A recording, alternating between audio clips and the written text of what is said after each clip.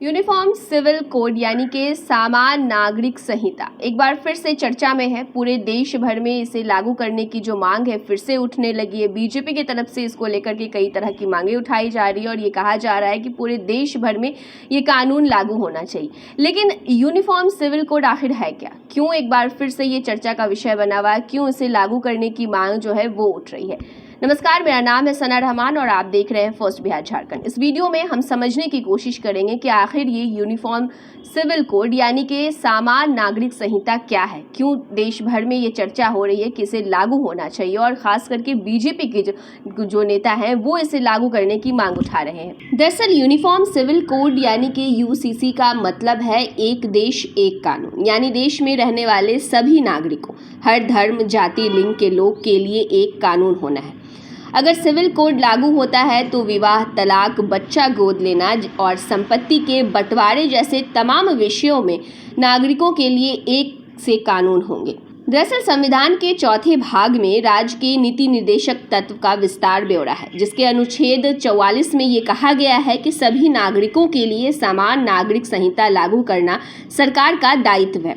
अनुच्छेद 44 उत्तराधिकार, संपत्ति अधिकार, शादी, तलाक और बच्चे की कस्टडी के बारे में समान कानून की अवधारणा पर आधारित है। वैसे भारत में केवल गोवा ही एक ऐसा राज्य है जहां यूनिफॉर्म सिविल कोड लागू है। दरअसल आपको बता दें कि भारतीय संविधान में गोवा को विशेष राज्य का दर्जा मिला है। साथ ही संसद ने कानून बनाकर गोवा को पुर्तगाली सिविल कोड लागू करने का अधिकार भी दिया है। यह सिविल कोड आज भी गोवा में लागू है। इसको गोवा सिविल कोड के नाम से जाना जाता है। गोवा में हिंदू, मुस्लिम और ईसाई समेत सभी धर्म और जातियों के लिए एक फैमिली लॉ है, यानी कि शादी, तलाक और उत्तराधिकार के कानून हिंदू, मुस्लिम और ईसाई सभी के लिए एक समान होंगे। इसके साथ ही गोवा में संपत्ति पर पति और पत्नी का समान अधिकार है। हिंदू, मुस्लिम और ईसाई के लिए अलग अलग कानून नहीं है। गोवा को छोड़कर देश के बाकी हिस्सों में हिंदू, मुस्लिम और ईसाई धर्म के लिए अलग अलग नियम बनाए गए हैं। वहीं गोवा में मुसलमानों को 4 शादी करने का अधिकार नहीं है, लेकिन हिंदू पुरुष को 2 शादी करने की छूट दी गई है। हालांकि इसके लिए कुछ कानूनी प्रावधान भी है। अब जानते हैं कि देश में सबसे पहले यूनिफॉर्म सिविल कोड की चर्चा कब शुरू हुई। दरअसल आपको बता दें कि देश में ब्रिटिश सरकार ने 1835 में सामान्य नागरिक संहिता यानी कि यूसीसी की अवधारणा को लेकर एक रिपोर्ट पेश की थी, जिसमें अपराधों, सबूतों और अनुबंधों जैसे विषयों पर भारतीय कानून के संहिताकरण में एकरूपता लाने की बात कही गई थी।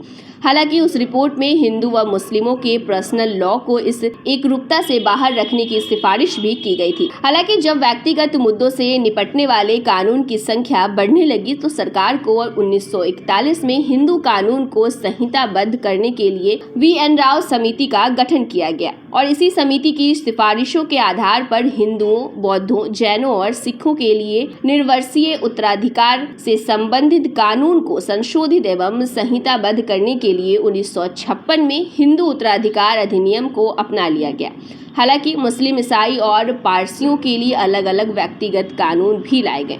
वहीं दूसरे देशों में यूनिफॉर्म सिविल कोड की क्या स्थिति है ये जानना भी बेहद आवश्यक है। इसराइल, जापान, फ्रांस और रूस में सामान्य नागरिक संहिता या कुछ मामलों के लिए सामान्य दीवानी या आपराधिक कानून है। यूरोपीय देशों और अमेरिका के पास एक धर्मनिरपेक्ष कानून है जो सभी नागरिकों पर समान रूप से लागू होता है, फिर चाहे उनका धर्म कुछ भी हो। इस्लामिक देशों में शरिया पर आधारित एक सामान्य कानून है जो सभी व्यक्तियों पर लागू होता है, चाहे उनका धर्म कुछ भी हो।